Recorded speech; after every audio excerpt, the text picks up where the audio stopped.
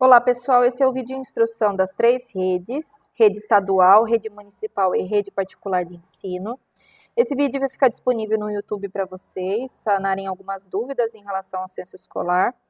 Eu peço um pouco de paciência para vocês no retorno da diretoria de ensino, justamente porque é um período que está sendo simultâneo com a coleta e matrícula de 2024 para a rede estadual e rede municipal de ensino. Então, em caso de dúvida, eu peço que vocês priorizem o WhatsApp ou o e-mail e assim que for possível nós daremos um retorno, tá bom? Esse vídeo é o primeiro da playlist que nós vamos disponibilizar, né? Esse é um vídeo da diretoria de ensino. Os próximos vídeos, eles são montados pelo INEP, eles têm várias informações importantes para vocês e eu acredito que vai sanar várias dúvidas das escolas. A partir da semana que vem, nós montaremos uma reunião online para cada rede sanar algumas dúvidas. Não é uma reunião obrigatória, somente esse vídeo aqui eu peço que todos assistam com os demais vídeos da playlist.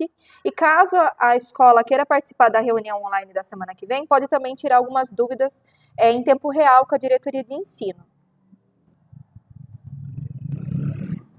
O censo escolar é o principal instrumento de coleta de informações da educação básica e o mais importante pesquisa estatística educacional brasileira.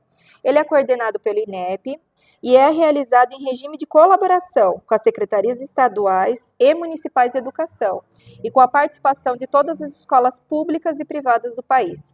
Ou seja, o censo escolar ele é um instrumento obrigatório para todas as escolas do país, independente da rede de ensino. A partir do censo, nós montamos o índice educacional brasileiro. Então, nós temos ali a disponibilização do IDEB e do IDESP. Então, o censo, além de ser um instrumento para coleta, dados e informações para viabilizar a disponibilização de verbas públicas educacionais, ele também é por ele que nós identificamos o índice de cada série, né, de cada tipo de ensino, de acordo com o município ou com a rede, no caso, né, se for estadual de ensino. Estado de São Paulo, comparado, com, por exemplo, com o estado do Amazonas. O censo escolar abrange as diferentes etapas e modalidades de educação básica e profissional. O ensino regular, que compreende da educação infantil até o ensino médio, a educação especial, que é o EEE, Educação Especial Exclusiva, o EJA, das turmas de anos iniciais, finais e o ensino médio, e a educação profissional, que é aquela educação de auxiliar, né, ou nível técnico. O censo escolar, praticamente, ele congela todos os dados com relação a uma data específica.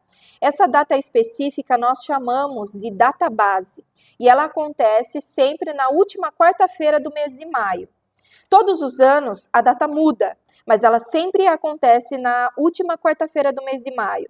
A única alteração em mais de 20 anos foi na pandemia, em 2020, que ela aconteceu em julho. Mas, lógico, né? Acredito que nós não teremos mais pandemia, então ela sempre vai acontecer na última quarta-feira do mês de maio. O que seria essa fotografia? Eu vou usar um paralelo aqui com vocês para ficar mais fácil. Imagine que vocês vão fazer uma festa de aniversário. Nessa festa de aniversário, nós teremos um bolo, os convidados, os docinhos, os salgadinhos. E daí, nós temos um fotógrafo, né, que tira foto da mesa do aniversariante com todos os convidados. A mesa montada, a decoração. Pensem assim que a fotografia do censo, ela tira uma foto daquele dia específico, a última quarta-feira do mês de maio, tudo em relação à escola. A escola, turma, professores, alunos, tudo com relação àquela data base. É uma foto daquele dia. Então, pensem como se fosse uma foto do aniversário de cada ano. Uma foto da realidade da escola naquele ano. E ela é sempre relativa à última quarta-feira do mês de maio. É por meio dessa foto, né, que é a fonte de dados para as políticas públicas educacionais. Como eu falei anteriormente, todas as escolas do país são obrigadas a participar do censo escolar. E ele é realizado por meio do sistema do Educacenso, da plataforma, que está aqui o link para vocês. O censo escolar, ele é montado através de vários instrumentos legais, atos, né? Então, nós temos a portaria que é publicada no Diário Oficial da União, nós temos a portaria que é publicada no Diário do Estado, né? Onde ela determina quem são os corresponsáveis e coordenadores do Censo Escolar do Estado, os técnicos, né? Como que isso vai funcionar no Estado de São Paulo. Um maior sistema, que vai ser o sistema de instrumento de coleta de dados, que é a SED. A SED só nasceu justamente para ser o subsídio dos dados que vão migrar para a plataforma do Educacenso. Então, a SED em si, ela só nasceu por causa do censo escolar. Então, toda a estrutura da SED é montada para a migração do censo escolar. E é por isso que nós somos obrigados a lançar todos os dados na SED, para que isso aconteça de forma unificada, com as 3 redes, a rede estadual, rede municipal e rede particular dentro do estado. A SED junta todos esses dados, cru, né? Pega tudo isso e depois, numa data específica, congela na database e migra para o censo escolar, tá? Depois dessa migração, nós temos um período de retificação, que é o período que nós estamos agora. Isso tudo é fundamentado num cronograma no Diário Oficial da União e num cronograma com a SEDUC, no Estado de São Paulo, que é a Coordenadoria Estadual do Censo.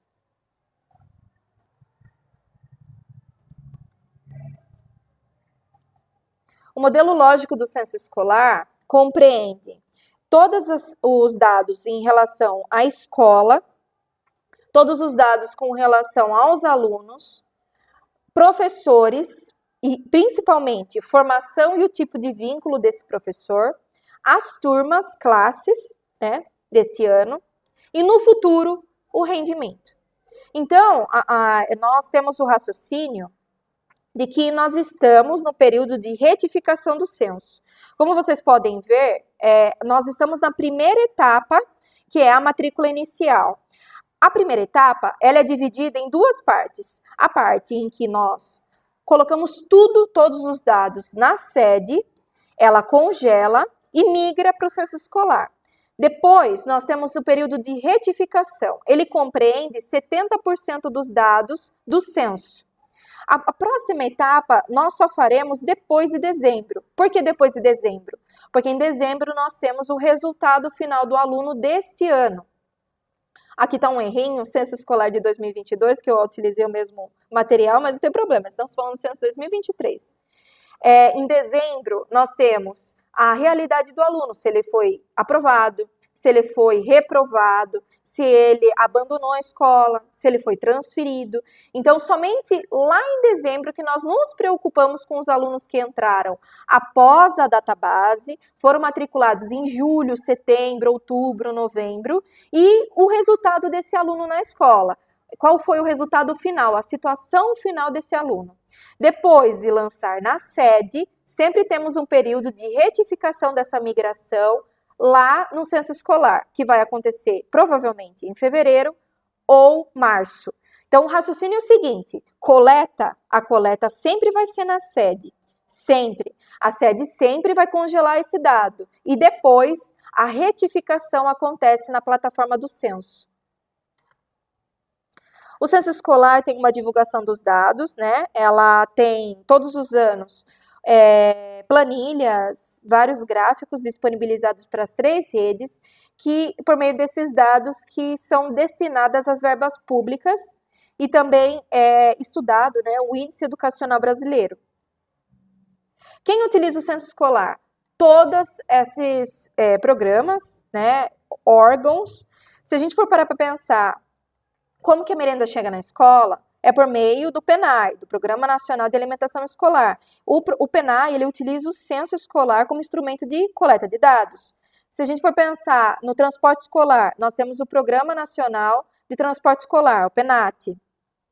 Então, nós temos o ProUni, nós temos o PDDE, Dinheiro Direto na Escola, nós temos o PNLD, Programa Nacional de Livro Didático. Todos eles utilizam o censo escolar como fonte de dados para qualquer tipo de destinação de verba pública ou índice educacional.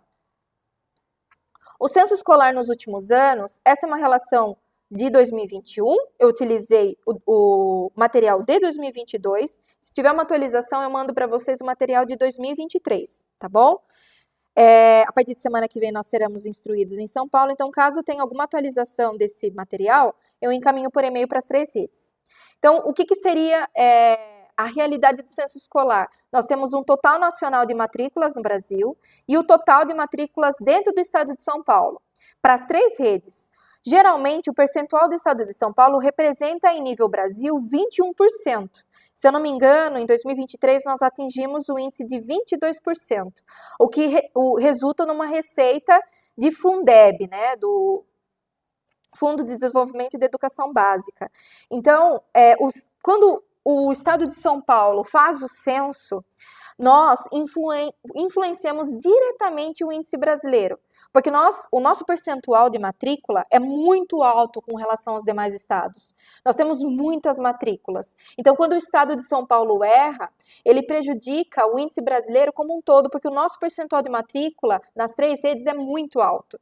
Então, tá aí, né, a gravidade do lançamento do censo escolar. Ele é autodeclaratório, o diretor da escola responde, inclusive, o CPF, ele é interligado à Receita Federal, né, o gestor ele responde por esse dado, e tem que ter na escola todos os documentos e registros administrativos desses dados que são lançados no sistema. Então, uma matrícula, o que precisa para ter uma matrícula? Não precisa do endereço? Não precisa de aluno? Todo aluno não tem um prontuário, não tem um registro, depois ele não vai ter um histórico, não vai ter uma ata de resultado final no final do ano, não tem um diário de classe, mesmo que seja online, mas tem, sim, um diário de classe. Tudo isso que a gente monta no sistema, os documentos que são utilizados na escola, são passíveis de verificação. Então, a escola não pode lançar no censo escolar algo que não é da realidade dela, até porque ela tem que ser o mais fidedignas o possível, porque podem ser vistoriadas pelo MEC, vistoriadas pelo Ministério Público, né, ou por meio até do mapa de risco, caso seja identificada alguma irregularidade junto à gestão da escola.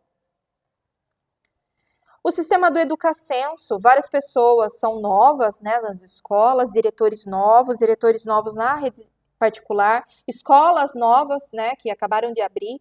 Então, eu acredito que alguns não conhecem ainda o sistema do Educacenso.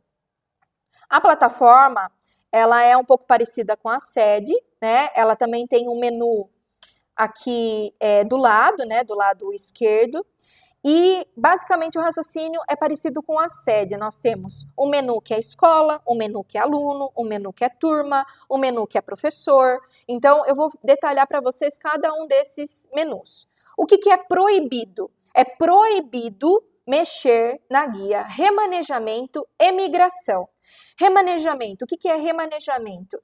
Os outros estados não possuem um sistema para coleta de dados.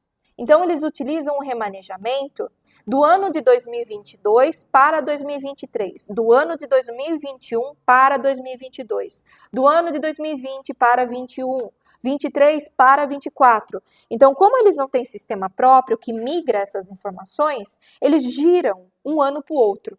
Só que se a escola agora clica em remanejamento, ela paga tudo de 2023 e sobrepõe com os dados do ano passado, 2022. Isso pode acontecer em qualquer ano. Então, por isso vocês não podem mexer na guia remanejamento. Por que não mexer na guia migração? A migração da sede compete ao órgão regional, a Secretaria Estadual de Educação. Quem tem liberação para mexer nessa guia é apenas a Secretaria Estadual de Educação. Então, no momento, as escolas já sabem, não clica em remanejamento e não clica em migração. Os demais botões da plataforma são, o primeiro, o cadastro de escolas. Dentro desse cadastro, nós temos a identificação da escola, a caracterização do prédio e a forma de organização escolar, que daí nessa parte é pedagógica. As escolas devem conferir, bater cara a crachá com o dado que está lá na sede. Se a realidade da escola em maio, né, foi migrada para o censo de forma irregular, equipamento faltando, calendário escolar errado, número de funcionários ativos errados na guia de recursos humanos, vocês têm que atualizar esse dado. Esse é um período de conferência. Por que conferência? Porque a gente pode ter migrado algum dado faltando, algum dado errado. E é de responsabilidade da gestão da escola conferir para ver se está tudo ok. Nós temos também a guia de gestor escolar, onde nós temos a identificação do atual diretor da escola e os dados pessoais, inclusive a formação desse diretor. Na próxima guia nós temos o link de turma, onde nós pesquisamos todas as turmas que foram migradas. O que a escola tem que conferir? Se todas as turmas que estavam montadas em maio aparecem no sistema do Educacenso agora. Ela vai estar lá listada, bonitinha, todas as turmas aparecem lá, significa que todas as turmas foram migradas. É um cara crachá, gente, vocês comparam a sede com o sistema do Educacenso. O próximo campo é a guia de alunos, onde nós temos, a partir da pesquisa do ID, do INEP do aluno, que é como se fosse o nosso RA, mas RA é só da rede estadual, na sede, né? Então, nós temos, assim, a identificação do registro do aluno na sede. E lá na plataforma do Educacenso, nós temos o INEP do aluno, a identificação única, o ID do aluno. Então, nós temos como pesquisar, da mesma forma com que o profissional escolar, ele também é identificado através do CPF dele, né, ou do ID, da identificação única. Tanto o aluno quanto o profissional escolar podem ser vinculados na turma, editados se estiverem vinculados na sua escola, ou clicar em desvínculo, caso esse aluno não estava na database ou esse professor não estava dando aula nesse dia, não estava com vínculo ativo, estava com uma licença maior, né, licença de afastamento, superior a 30 dias com relação à database. Antes ou depois, né, contando a database. Era um outro professor. Então, nesse caso, vocês teriam que vincular esse outro professor. Ah, mas o registro do aluno está errado, a identificação dele está errada, está faltando a necessidade especial. Se ele estiver vinculado com a escola, vocês conseguem editar. Ah, a formação do professor está errada, está faltando a graduação dele, algum registro de formação. Se o professor está vinculado em alguma turma da sua escola, você também consegue editar esses dados, tá bom? Nós temos também na plataforma a guia de confirmação de matrícula. A guia de confirmação de matrícula, ela fica liberada, se eu não me engano, após 10 dias do período de retificação, mas nós sempre pedimos para as escolas utilizarem a guia de confirmação de matrícula dentro do período de retificação. Por quê? Nós já estamos num período conturbado, né? Já é um período de loucura para todas as escolas. Matrícula para o ano que vem, atualização de ficha cadastral, coleta no sistema. Então, se vocês adiantarem isso, melhor vai ser para o gestor, né? Um serviço finalizado que vocês não precisam se preocupar no final de outubro. Então, vocês vão clicar na guia de confirmação de matrícula. Nesses 3 relatórios que aparecem, relação de alunos com mais de um vínculo, relação de alunos vinculados em outra escola, o relatório consolidado. Clica em cada um deles. Se tiver algum aluno com duplo vínculo, geralmente é um aluno que faz curso técnico, vocês vão confirmar se esse aluno estava ativo na database ou não, tá bom? Mas vocês têm que clicar em cada um desses links para saber se tem algum aluno com choque de duplicidade ou não. Nós temos também na plataforma do Educacenso os relatórios. Essa é uma das últimas guias de matrícula inicial, e daí nós temos o relatório por turma, relatório de dados cadastrais do aluno, profissional escolar, relação de turmas das escolas, relação de aluno com idade compatível, caso exista um desvio no fluxo de idade série, ele também identifica os alunos que estão fora da idade naquela série. E para as escolas que têm muita dúvida, foi bom salientar que na coluna, no relatório de alunos por turma, em cada turma, quando vocês baixam, ele cria para vocês um relatório de todos os alunos que estavam com o vínculo de transporte escolar em maio, para a conferência. Então, como que a escola identifica o transporte escolar? Ele sempre vai ser vinculado ao aluno. Vocês não vão ter que olhar aluno por aluno, vocês vão gerar um relatório de todas as turmas, clicando alunos por turma, e nesse relatório verificar se o transporte escolar do aluno foi lançado de maneira correta. Além disso, na guia de alunos por turma, vocês também conseguem comparar com aquela relação que foi baixada no dia 31/5, que foi a database do censo escolar agora, de 2023, que a cada ano muda, que é a última quarta-feira do mês de maio, e vocês vão comparar para ver se os alunos que estavam ativos em maio estão ativos e vinculados naquela turma em 2023 no censo. Então, qual que é a prioridade? A foto daquele dia. Vocês fazem aquele comparativo que eu fiz no começo desse vídeo, como se fosse um convidado. Ele foi ou não foi no aniversário? Ele estava ali? Então, ele participou da foto? Então, sim, ele vai ser vinculado. A migração não pegou o aluno? Então, eu vou incluí-lo. Eu vou disponibilizar para vocês também algo que a Secretaria Municipal de Votorantim nos alertou e que é primordial. Antigamente, quando a gente não conseguia encontrar o INEP do aluno, não conseguia incluir o CPF na pesquisa, quando era a primeira vez que o aluno participou do censo, a gente não conseguia vincular. Agora, testando o perfil da diretoria e da Secretaria Municipal, das escolas também, nós conseguimos criar o INEP, incluir um novo cadastro, para depois vinculá-lo. Então, eu vou encaminhar para vocês essa opção por e-mail para ficar mais fácil também de vocês entenderem que caso vocês não consigam identificar o aluno pelo nome, pela certidão de nascimento, pelo CPF, pelo código INEP, vocês também podem incluir no sistema para depois vincular, tá bom? Mas sempre atentos à foto da última quarta-feira do mês de maio, comparando sede com o sistema do Educacenso nesses relatórios. Nós temos também uma outra guia de relatório, que é o profissional escolar por turma, onde nós temos a associação dos professores que estavam vinculados nas turmas da database do censo, em maio. É primordial que o tipo de vínculo desse professor esteja correto. Se ele é um servidor público, tem que estar correto. Se ele é um professor cadastrado por contrato, né, um contrato temporário na escola, o vínculo tem que ser CLT, no caso, né? Nós temos aí vários tipos de vínculo e também caso se desse profissional não seja professor, seja monitor auxiliar. Então, lá no censo, ele tem que estar marcado como monitor auxiliar, né? É primordial o tipo de vínculo desse docente. Eu peço, por favor, que as escolas confiram o tipo de vínculo, porque nós tivemos alguns alertas e que talvez, em alguns casos, o tipo de vínculo do professor esteja incorreto, que é necessário corrigir o vínculo com a turma, né, com a escola. Nós temos também, o ano passado, em 2022, nós tivemos problemas na migração, na formação do professor. Então, muitos professores que tinham pós-graduação não foram migradas. Elas não apareciam lá no profissional escolar. Esse é um erro que eu não sei, né, se ele está acontecendo em 2023, mas que aconteceu em 2021 e 2022.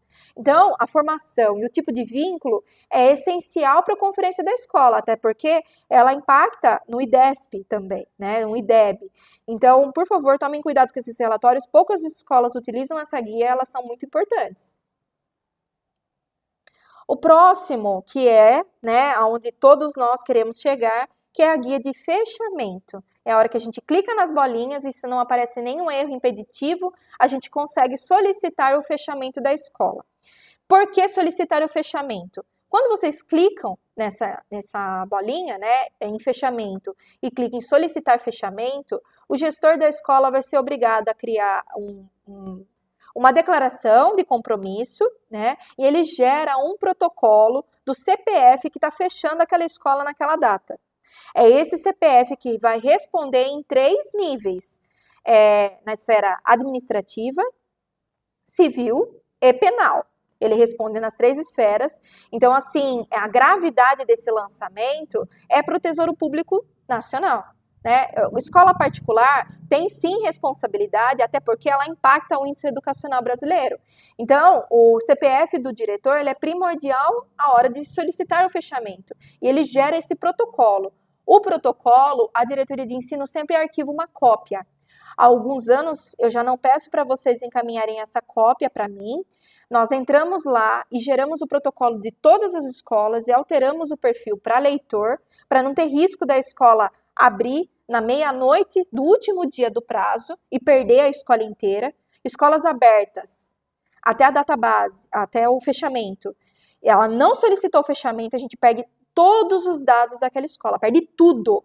Então, é por isso que, geralmente, a nossa diretoria estipula um prazo antes, né, do fechamento.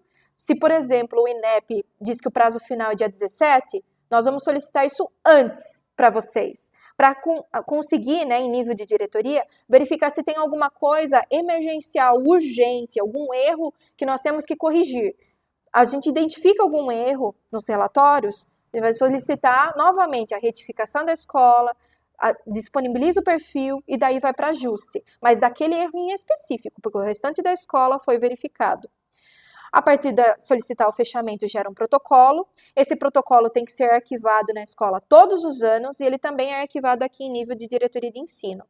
A Secretaria Municipal de Educação, que responde para suas escolas municipais e escolas particulares da sua jurisdição, ela é obrigada a arquivar o protocolo da sua rede, de toda a sua rede, e todas as vezes que a Secretaria Municipal finaliza essa verificação, a gente recebe um ofício do secretário municipal de educação informando o fechamento da rede, a conferência do censo escolar e o fechamento de todas as escolas com perfil leitor.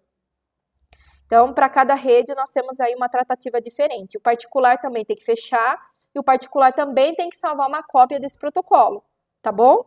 Até porque, né, em caso de escolas caçadas, né, que perdem autorização da diretoria de ensino de funcionamento, geralmente nós solicitamos o protocolo de fechamento do censo dos anos anteriores, tá bom? Para conferência. É grave para todos os níveis. Rede estadual também arquiva isso. Caso exista uma visita no Ministério Público, nós temos todos esses protocolos de cada ano. Na matrícula inicial, que é o 70%, que é a parte mais completa do censo, que envolve todos esses dados, nós chamamos esse botão de fechamento. Na situação final, nós chamamos esse botão de encerramento. Então, para cada etapa, nós temos um protocolo diferente com um nome diferente. Matrícula inicial é o protocolo de fechamento, situação do aluno é protocolo de encerramento. O Censo Localiza, ele é um aplicativo que registra a geolocalização da escola. Na atualização do Censo Localiza por meio do aplicativo no celular, quando a geo da escola foi migrada com erro, ou que, por exemplo, está com alguma falta de atualização, o INEP solicita uma atualização desse dado, da geo da escola. Então, nós colocamos aqui essa informação, que geralmente vocês podem, se vocês tiverem alguma dúvida a respeito disso, conversar com o NIT, aqui da diretoria, e é necessário baixar o aplicativo no celular. Aí nós temos a instrução, né, o aplicativo fica disponível para o perfil de executor e superusuário. O perfil do executor, ele é relativo às escolas, qualquer tipo de escola, e o perfil superusuário é a rede hierárquica que cuida daquelas escolas. Por exemplo, diretoria de ensino ou Secretaria Municipal de Educação. Nós só conseguimos fazer a atualização da geo da escola durante o período de retificação da matrícula inicial, e é necessário sempre fazer essa geolocalização da melhor forma possível, com a maior precisão possível. As recomendações do aplicativo do Censo Localiza é sempre procurar um lugar aberto, né, na unidade, geralmente no centro da escola, né, para facilitar o sinal. Todos os dados da escola de latitude, longitude e altitude, eles são migrados, né, e é necessário pelo menos 3 marcações próximas e uma distante, que geralmente o sistema ele vai enumerar aquela que é mais distante para ser excluída, e ele salva as 3 marcações próximas e sincroniza esse dado. Não é necessário fazer isso de maneira mensal em toda a retificação do censo. Nós só precisamos de uma atualização quando existe erro na migração da sede, erro ou uma necessidade de atualização desse dado, e se a escola teve uma alteração de endereço. Nós temos também, além dos relatórios disponíveis na plataforma do Educacenso, os relatórios que são disponibilizados pelo INEP. Eles chegam através da Coordenadoria Estadual de Educação, né, no caso, a Secretaria, né, ele chega para a Diretoria de Ensino, geralmente ele chega do dia anterior, então eu vou receber no dia de hoje o relatório do dia de ontem, e para cada um deles nós temos uma tratativa diferente que encaminhamos por e-mail, tá bom? Então, quando é um relatório de acompanhamento, a escola só faz a conferência. Quando é um alerta, a diretoria verifica para ver se é necessário uma edição, correção lá no sistema de Educacenso. Se vem um alerta, um relatório de correção e justificativa, nós temos que, além de corrigir, justificar para o MEC.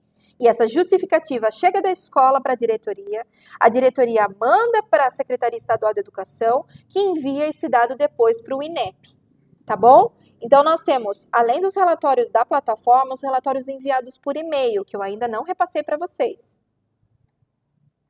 Nós temos também as operações do censo escolar. O que são essas operações do censo?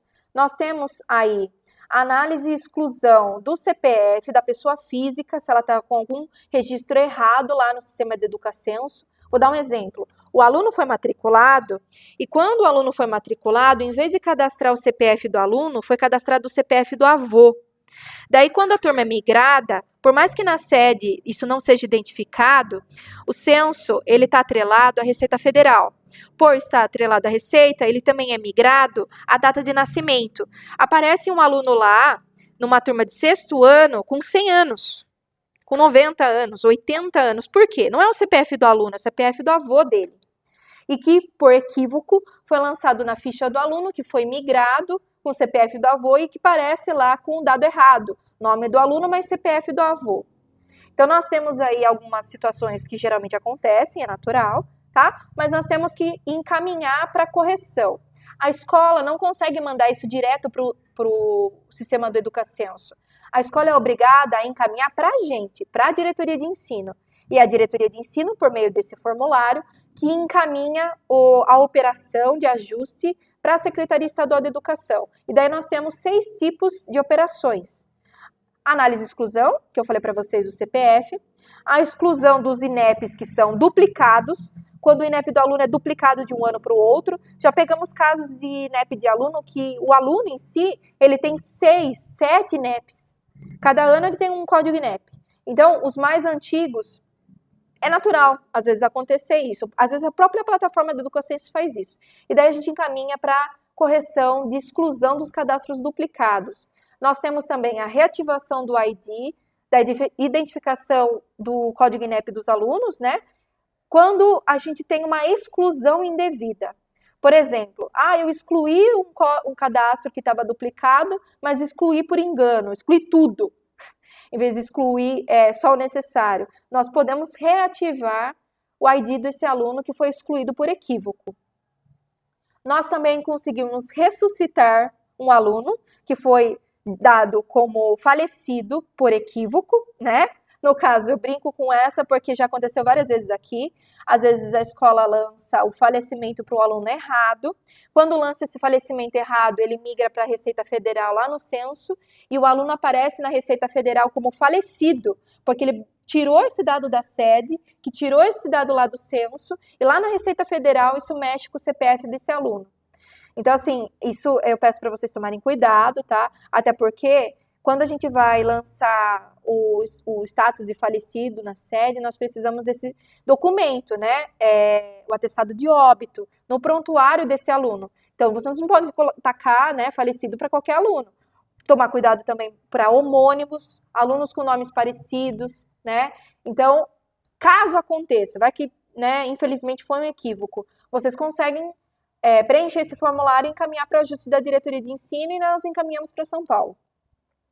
E eu marquei aqui para vocês 2 que são primordiais, que são os alunos com vínculo com idade incompatível e os alunos de desvínculo com outro estado.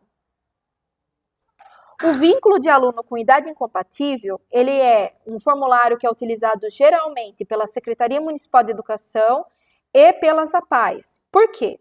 Às vezes, esses alunos eles estão matriculados com idade incompatível com a série, com a etapa de ensino. Então, nós precisamos desse vínculo pelo órgão central. E esse órgão central, eu digo Brasília, tá? Quem faz o vínculo desses alunos com idade compatível é Brasília, não sou eu, não é São Paulo, é Brasília, lá o órgão central. Então, nós temos prazo para esse vínculo. Por favor, tomem cuidado com esse formulário, nós temos prazo para esse encaminhamento. E caso o aluno não seja vinculado pelo órgão central, a APAE, a escola, né, municipal, vai perder o aluno, vai perder a verba pelo aluno. Em caso de APAE, que tem mais de 20 alunos, ela perde 20 alunos. Então, tomem cuidado com esse formulário. É esse aqui, tá bom? Que vocês preenchem, encaminham para a diretoria de ensino. E lá tem todas as instruções, os documentos que vocês devem preencher para a diretoria de ensino. Nós temos também a operação de desvínculo com outro estado. Nós temos aí nessa operação, ela acontece nas duas etapas, tanto em matrícula inicial quanto na situação final do aluno, onde nós temos o pedido de desvínculo dos alunos que aparece em dois estados diferentes. Por exemplo, um aluno, na database ele estava em São Paulo e no Paraná, o que é humanamente impossível. Ou ele é do Paraná ou ele é do estado de São Paulo. E aí que a gente começa a brigar com outro estado, porque a gente quer a verba pelo aluno, a gente quer o índice pelo aluno, o aluno é nosso. Então a gente vai solicitar o desvínculo com outro estado. Caso esse aluno pediu transferência, o pai assinou lá, olha, estou me mudando, vou para outro estado, e o aluno esteja vinculado no censo, o que você tem que fazer? Corrigir a informação no censo, desvincular o aluno com a escola e corrigir essa informação lá na sede. Da baixa transferência o mais retroativo possível, tá bom? Se o aluno não é de vocês, gente, pelo amor de Deus, desapega. Esse aluno é do outro estado, é direito deles de receber por aquele aluno, tá bom? Nós estamos falando de maio, mas lá na situação final isso também acontece. Quando esse aluno ele está vinculado na situação final do outro estado, como se ele tivesse sido aprovado no Paraná e não aqui no estado de São Paulo. Então, para cada etapa, nós temos um período diferente e essa operação. Em maio, nós solicitamos o diário, a comprovação de frequência desses alunos na database, em maio. E em dezembro, nós temos o pedido, né, do envio da ata de resultado final, para verificar se o aluno foi aprovado por São Paulo ou se ele foi aprovado pelo Paraná, entendeu? O resultado dele que finalizou naquele estado. A operação de desvínculo vocês podem solicitar através também do formulário online. Eu já encaminhei por e-mail para vocês, então eu peço, por favor, atenção a esse prazo. Obrigada a todos, espero ter sido o mais breve possível. Maiores explicações vão nos vídeos seguintes da playlist do INEP. Semana que vem nós teremos uma reunião online para vocês tirarem a dúvida em tempo real, mais um encaminhamento do material após a instrução da Secretaria Estadual de Educação, né, que nós teremos uma reunião presencial. Espero que todos tenham gostado do material, ele vai ser encaminhado por e-mail para vocês, e dúvida vocês podem entrar em contato aqui comigo, com a Dirce ou com o Daniel, tá bom?